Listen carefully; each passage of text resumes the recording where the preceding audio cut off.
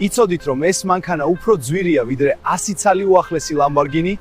გაიცანით მსოფლიო რეკორდსმენი Mercedes SLR Uhlenhaut Coupe. 2022 წელი ისა $42 მილიონ გაიყიდა. ეს არის ოფიციალურად ყველაზე ძვირად ღირებული ავტომობილი კაცობრიობის ისტორიაში. მსოფლიოში სულ 2 ასეთი ეგზემპლარი არსებობს. ის 1955 წელს შეიქმნა, როგორც Formula 1-ის ტექნოლოგიების მქონე საგზაო ავტომობილი. მისი მაქსიმალური სიჩქარე 290 კილომეტრია. 70 წლის წინ ეს ციფრი ისეთივე შოკის მომგვრელი იყო, როგორც დღეს 500 კილომეტრზე მეტი. მანქანას სახელი მისი შემქმნელის, ინჟინერ რუდოლფ ულენჰაუტის პატივსაცემად დაერქვა, რომელიც ამ შედევრით ყოველდღე სამსახურში დადიოდა.